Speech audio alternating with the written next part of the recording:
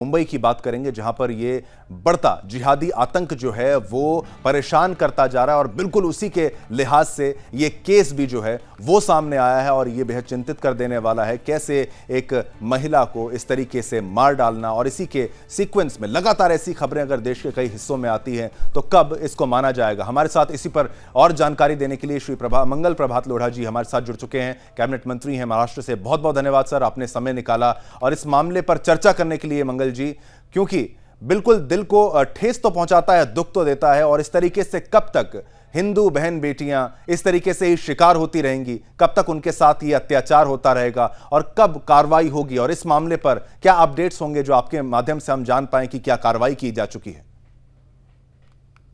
मैं सुदर्शन टीवी का मन से धन्यवाद देना चाहता हूं शिवम जी।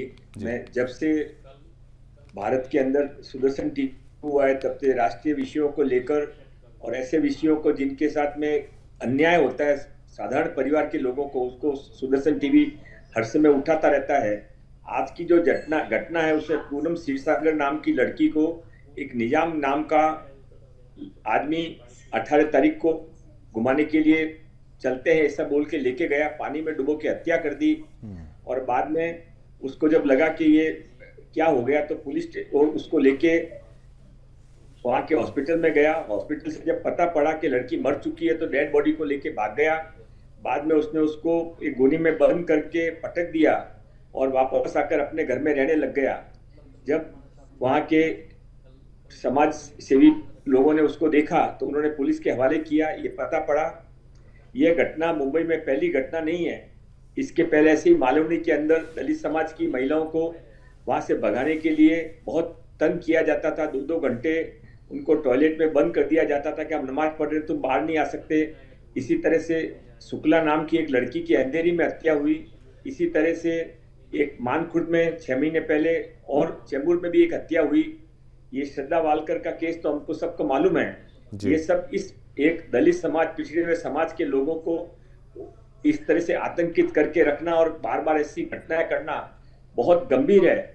मैं सुदर्शन टीवी के माध्यम से पूरे भारत के लोगों से निवेदन करना चाहता हूं कि बहुत हो गया, सबको उठकर खड़ा होना पड़ेगा और ऐसे लोगों को ऐसा सबक सिखाना पड़ेगा कि कोई दलित समाज, पिछड़ा हुआ समाज कमजोर अकेला है ऐसा समझकर उनके ऊपर इस तरह की घटनाएं करने की जो प्रवृत्ति है, राक्षसी प्रवृत्ति है, उसके ऊपर रोक लगे।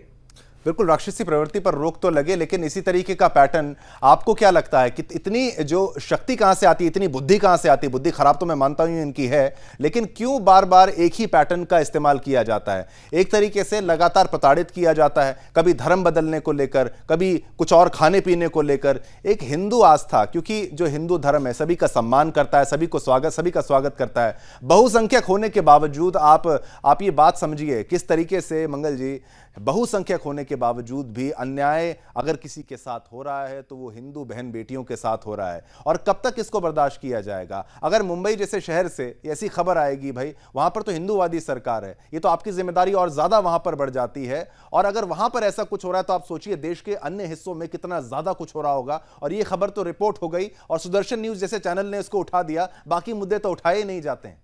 लोढ़ा जी। जी, मुंबई के अंदर हमारी सरकार आने के पहले के जो 2 साल थे उसमें बड़ी संख्या में बांग्लादेशियों और रोहिंग्या को लाकर बचाया गया और ये सब शुरुआत मालवनी पैटर्न से हुई। ये जो चेंबूर और मानखुर्द में जो बार बार घटना हो रही है उसके पास में सरकारी जमीन पर कब्जा करके बड़ी संख्या में रोहिंग्या बांग्लादेशियों बसाने का काम चल रहा है। हमारी सरकार ने आने के बाद 2 बार उनके खिलाफ में बड़ी कार्रवाई की और वो अलग अलग तरीके से झूठे आधार कार्ड बनवाकर इस तरह की घटनाएं करते हैं। आज इस घटना के बाद में मैंने पुलिस अधिकारियों, महानगर पालिका अधिकारियों और कलेक्टर तीनों को निर्देश दिया है कि वो सरकारी सारे के सारे जमीनें खाली करवाएं और वहां पर जो बांग्लादेशी और रोहिंग्या बिना पुलिस की एनओसी लिए हुए आकर बस गए हैं, एक सूझबूझ चलाकर उन सब के खिलाफ में केस रजिस्टर किया जाए, उनको वापस डिपोर्ट किया जाए। मुझे लगता है कि अब हिंदू जनता मुंबई की जाग चुकी है। आज की घटना के बाद में अभी कोई शांति से बैठने वाला नहीं है। जब तक इन सब लोगों को यहाँ से खदेड़ कर हिंदुओं को सुरक्षा का वातावरण नहीं दिया जाता तब तक हम हमारी जिम्मेदारी को पूरा नहीं कर रहे ऐसा समझेंगे। इसलिए इसके बारे में सकल हिंदू समाज के साथ में मिलकर हम सब लोग काम करें। तो मंगल जी, आपकी सरकार ये प्रयास तो देखिए करती है, मौजूदा सरकार ये प्रयास करती है कि देश में एक यूनिफॉर्म सिविल कोड रहे, एक ही कानून रहे, एक ही कानून से चलाया जाए, देश में सीएए लागू हो और उसी के साथ साथ एनआरसी, ये सब चीज़ों प्रावधानों को लागू करने का। लेकिन विपक्ष इन्हीं चीज़ों से थोड़ा सा परेशान हो जाता है। जैसे आप बात करें पश्चिम बंगाल की, तो वहाँ पर वो ये कहते हैं कि भाई हम इन चीज़ों को लागू नहीं होने देंगे। आपने जिक्र किया बांग्लादेशियों का और इलीगल जो माइग्रेंट्स जो यहाँ पर आके बस जाते हैं, और सख्ती करने के लिए आप क्या करेंगे, कैसे? क्योंकि राजनीति का शिकार आम जनता यहां पर होती हुई नजर आ रही है। आप कह रहे हैं कि भाई जब से पिछले सालों में जब से ये बढ़ोतरी इनकी हुई है बाहर से आने वाले, कि बॉर्डर पार से जो आ रहे हैं और एक जिहादी सोच लेकर आ रहे हैं, वही तो खतरा बढ़ता जा रहा है। आपकी जिम्मेदारी बहुत ज्यादा है, इसलिए उम्मीदें आपसे ज्यादा है। आपसे उम्मीदें ज्यादा है तो लोग चाहती है बहुत कुछ जल्दी हो जाए। क्या जल्दी हो पाएगा? अब नक्की हो पाएगा। माननीय उप मुख्यमंत्री गृह मंत्री देवेंद्र फडणवीस जी ने बहुत बड़े स्केल के ऊपर बांग्लादेशियों और रोहिंग्याओं को पकड़कर वापस डिपोर्ट करवाया। इसके के लिए स्पेशल टीम बनी है, और इसके साथ में जो नशे का व्यापार इसके साथ जुड़ा हुआ है उसके लिए भी उन्होंने विशेष मुहिम चलवाई है। मुझे लगता है कि ये जहर, ये बहुत पुराना जहर है। लंबे समय तक यह कांग्रेस की सरकार रही है, और एक विशेष वोट बैंक के साथ में जीतने वाले लोगों के लिए उनको बचा के रखना, लाना एक राजनीतिक षड्यंत्र का हिस्सा था। पर अब ये देशभक्त, देश प्रेमियों की सरकार आई है, तो इसके बारे में आपको बहुत जल्दी अच्छे रिजल्ट सुनने को मिलेंगे। बहुत बहुत धन्यवाद।